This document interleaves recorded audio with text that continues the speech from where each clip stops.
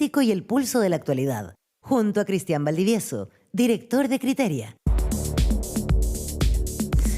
8:36, estamos de vuelta aquí en Pauta de Análisis con el análisis de Cristian Valdivieso, director de Criteria. Cristian, ¿cómo estás? Hola, Muy Cristian. bien, buenos días. Quería ¿Qué tal? solo a nuestros auditores que están ya conectados para escuchar aquí el análisis de Cristian Valdivieso, solo darles un punto que ha hecho el Metro esta mañana, lo dijo temprano y lo ha vuelto a profundizar. Hay un retardo en la línea 1, o sea, está funcionando, pero va un poquitito más lento para que vayan ustedes con mucha paciencia. Hay buses de apoyo entre las estaciones Tobalaba y Los Dominicos, en la línea 1 del Metro Santiago. Estos refuerzos están operando desde ya para quienes transitan tempranamente en el metro. Ahora sí, señor Valdivieso. Muy bien. ¿Qué tal? Muy bien, muy buen punto. No se vino en metro. Esta vez no, No. por suerte. Oye, Sí, porque no era el día. que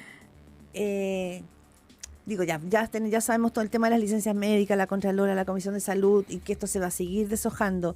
Pero en términos de la ciudadanía, como raya para la suma, qué defraudante o qué poco estimulante es sentir que también existen espacios donde la deshonestidad campea. Porque para que esto funcione, hay alguien que te da la licencia y hay alguien que dice, es que me meto debajo de la palmera y me acuesto en una hamaca en el Caribe. Claro. Sí, No porque estábamos ahí. decepcionante, pero yo creo que nada sorprendente ni nada muy inesperado. Yo creo que la experiencia que tiene la gente, mucha gente con la relación con el sector público es una experiencia que no es muy grata, y hace un buen rato que no es muy grata. Y al final del día a mí me llama la atención que estemos rasgando vestiduras, o que todos rasguen vestiduras como que no pasara nada, como que esto fuera, como que nos pilló absolutamente de sorpresa, todo esto funcionaba, pero quirúrgicamente, de manera perfecta, con un nivel de management de primer mundo, ¿no? Sabemos que esto está pasando hace mucho rato, sabemos que hay que modernizar el Estado. Sí, pero tal vez es la dimensión. Nadie discute. O el cara de. Claro, pero es que todo es gatopardismo. Nadie discute lo verdaderamente importante, el estatuto administrativo, que no permite sacar a nadie. Entonces todos pueden tirar licencia probablemente y tratar de sacarlo, hacerle un sumario es más complejo que hacerse el leso o esconder la cabeza con las licencias médicas. Ahora hay un proyecto de ley para jubilar a los funcionarios públicos a los 75 años. En vez de mejorar el estatuto administrativo, arreglarlo, ¿verdad? Porque no pueden sacarlo, digamos, saquémoslo por arriba cuando sean adultos mayores. Entonces, al final del día, la verdad, yo creo que esto no tiene nada de nuevo.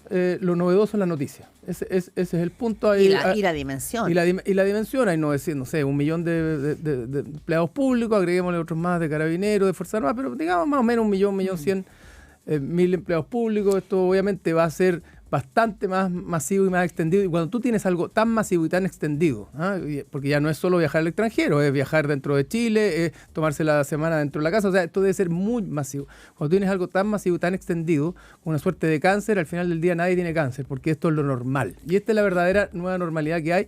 Y el problema, creo yo, en esto, es que esto es un círculo vicioso que se ha ido agudizando durante los últimos años, donde la gente empieza a tomar palco y a decir, miren, en realidad, si todos son abusadores, si los ricos son abusadores, si los otros se coluden, si los políticos usan la política para sus propios intereses personales, si no existe la verdadera vocación pública, si el Estado está para servir, si no para servir, al final del día saben que a todos nos da lo mismo. Y el ambiente libertario, y aquí con esto cierro, que estamos viviendo hoy día, no es independiente de esto. El tema como de la casta. De la casta, de los oídos que hay a las motosierras, a las podadoras, las ganas de disminuir, desengrasar el Estado. Pero los funcionarios públicos no son la casta, serían, comillas, en esa dimensión, mucho más como en Argentina, todo el mundo sabe que son los empleados ñoquis, son empleados que llegan el día 28, cobran, pero que nunca nadie 29. Los conoció, 29.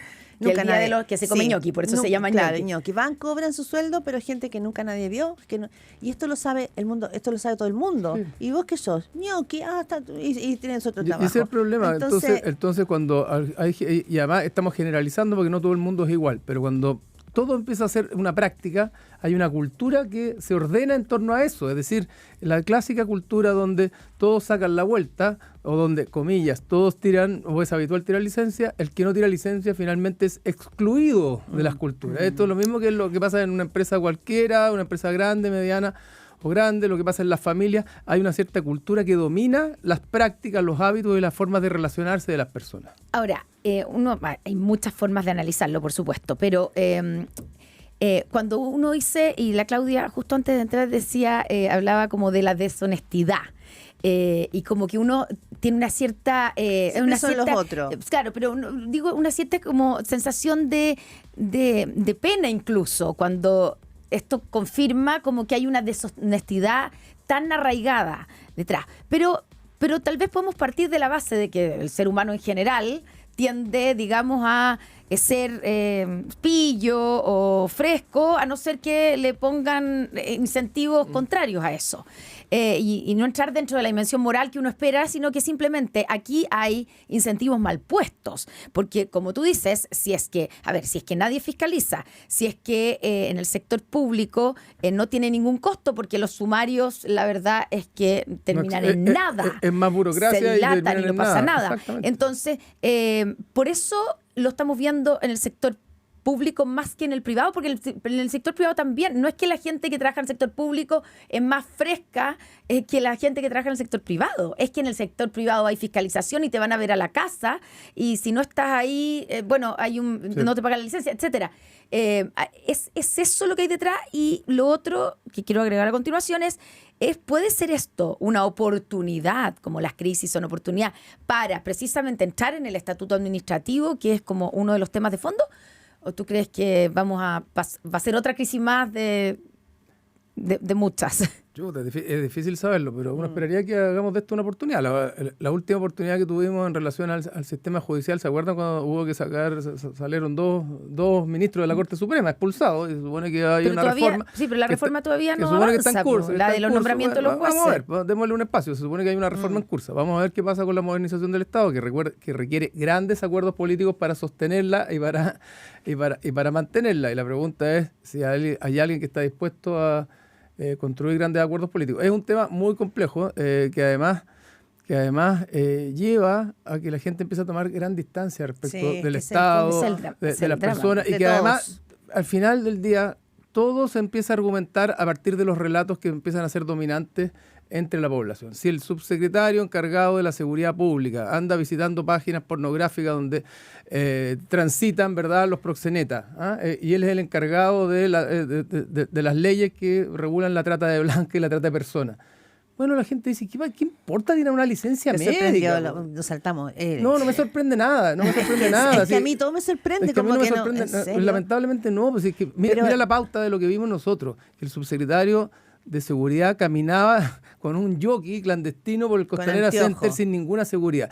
De ahí en adelante tú te puedes imaginar cualquier cosa, incluso el reportaje ayer no sé si aporta mucho, es más bien la intimidad del personaje. En el fondo tal vez no aporta mucho en términos de la investigación del caso judicial, claro, pero sí da luces de qué tipo de persona o en qué estaba, estaba el encargado de seguridad de nuestro país, porque además ¿qué importa, Connie? Dirá cualquier ciudadano común y corriente que yo tiene una pequeña licencia médica. Claro. Si yo estoy tirando una licencia porque estoy estresado. Si yo no le paso la boleta y le pago el IVA aparte. Entonces, es como que lo que veíamos ayer en este reportaje, o lo que se devela, es como que el jefe del servicio de impuestos internos evada impuestos. El director de impuestos internos aparece evadiendo impuestos. O sea, es una cosa que es una paradoja completa. Entonces, el nivel de abuso que hay de las labores que están en el Estado y en la función pública lleva, ¿verdad?, o asociado todo este tipo de las licencias médicas. Es re fácil hoy día para los actores que tienen poder, que tienen responsabilidad en esto, tirar la pelota, mira, las licencias médicas, que yo sin duda creo que son un problema, no hay ninguna duda, es evidente, es un fraude. Pero al lado de lo otro, creo yo que esto es una consecuencia de lo que venimos viviendo hace mucho rato, que tiene que ver con el abuso de ciertas posiciones, particularmente en el Estado. Y ese es un problema, es un problema mayor, porque Chile necesita un Estado robusto, un Estado moderno y un Estado que efectivamente pueda fiscalizar al mundo privado, porque si no, lo que nos va a pasar es que aquí va a imperar la ley del más fuerte y no va a haber ningún organismo que genere una cierta práctica regulatoria que haga que las cosas estén relativamente emparejadas para todos. No, y algo que claro, uno lo veía como cree que esto es sociología, pero Katia Araujo, uno de sus últimos trabajos que mandó a Harvard, habla de algo que es bien complejo cuando hablamos de la sociedad, y tú eres psicólogo, Cristian. Ella le llama el círculo del desapego, es decir, cómo finalmente la ciudadanía va tomando distancia de la puerta hacia afuera, lo estamos viendo en muchas encuestas, este desapego que no es solamente a las instituciones, es a las normas, a mi convivencia, a cómo me relaciono con el señor que me pasa a llevar el hombro y la irritación que se me provoca, a cómo me subo al Transantiago y no pago, a cómo se empieza a deteriorar. Todo el tejido social, porque Exacto, finalmente eso. no existe el tejido social. Cuando no Sí. existe el tejido social, no existe el nosotros, y existe el yo. Listo. Y el imperio del yo, que en muchos casos puede ser positivo, pero cuando no opera en relación a otro, finalmente Ahora, nos pasa en eso. y en Lo que este importa es cuadro, yo me salvo solo, yo me las arreglo, yo evado, yo abuso, porque Porque si no los todo- otros me van a abusar de mí. Entonces Ahora, la confianza interpersonal se va al garete.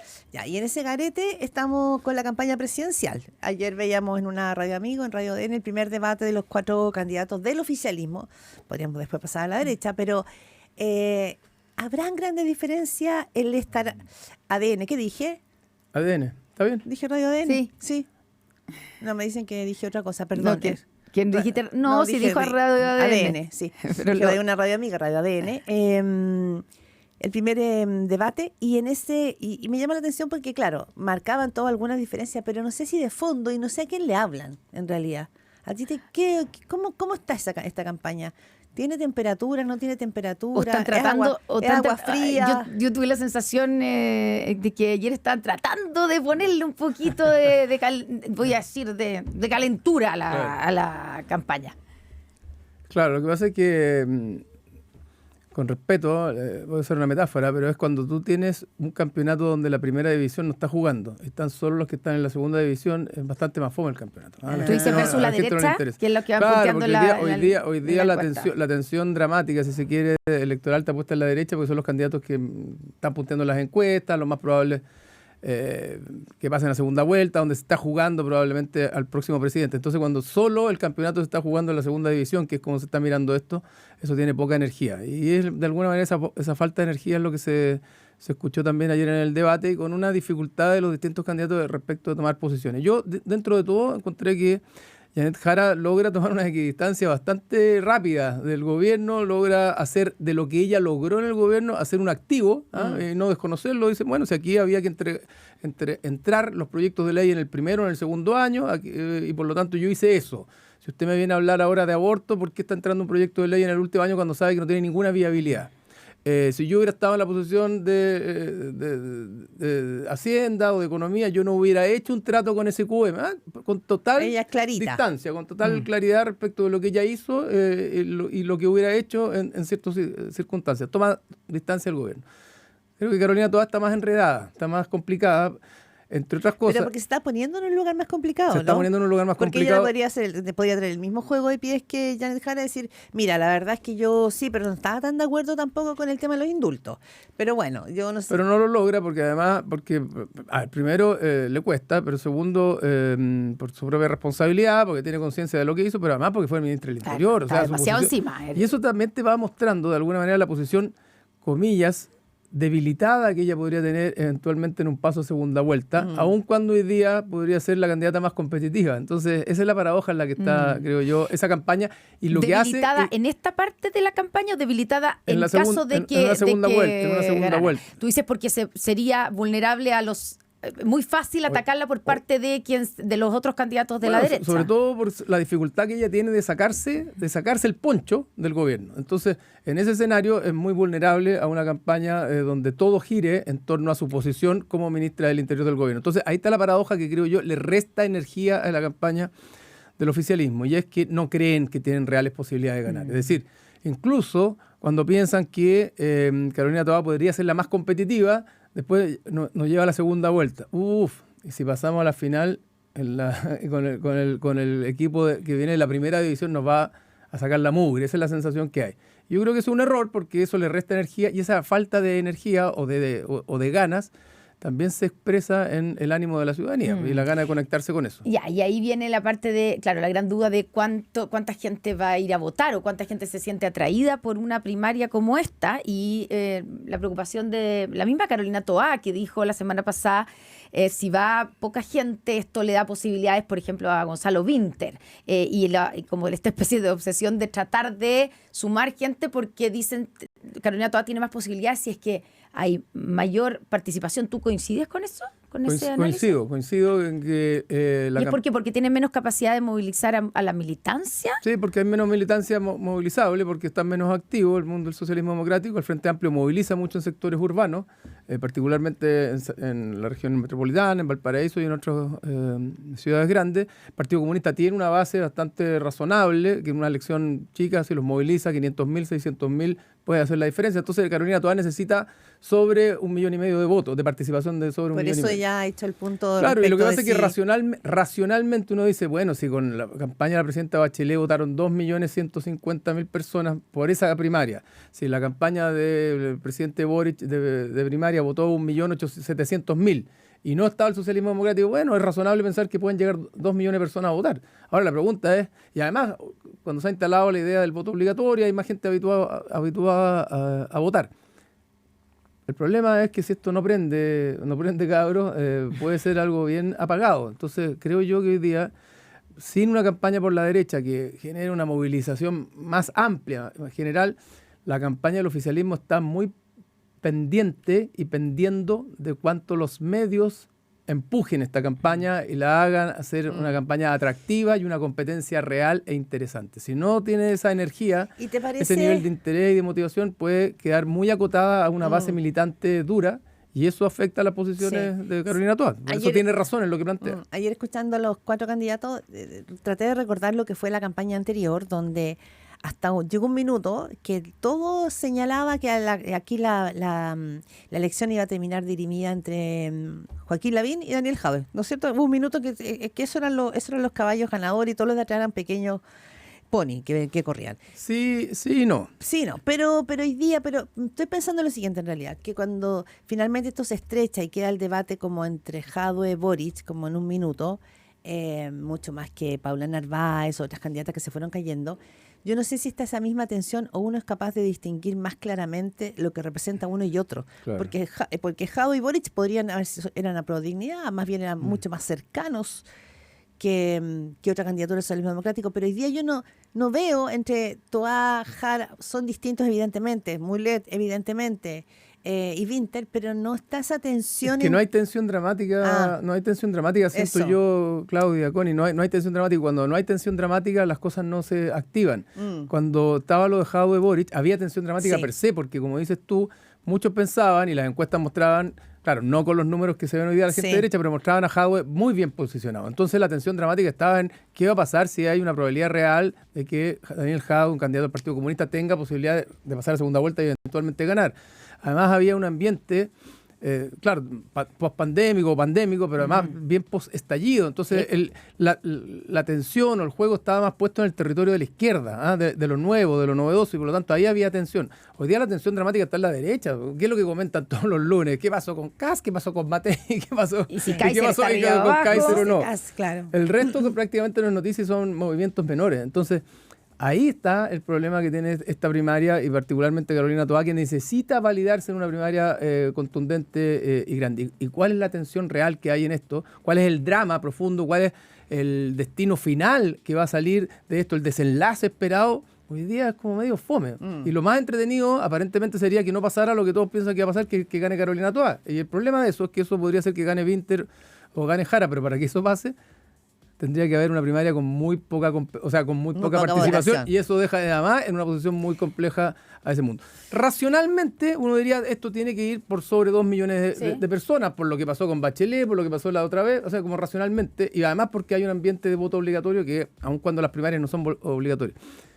Pero si uno lo piensa más como psicológicamente y le mete la variable de cuánta tensión, cuánto moviliza todo esto, si al final lo que uno se moviliza es cuando algo se está moviendo, hay algo en juego. Yo no sé, no lo veo tan claramente. Sí, y eso es lo que me hace pensar de que más allá de lo racional, aquí puede haber una participación más desgastada, que también puede ser una señal o una crítica al mismo gobierno de parte de la ciudadanía. 8:56 de la mañana.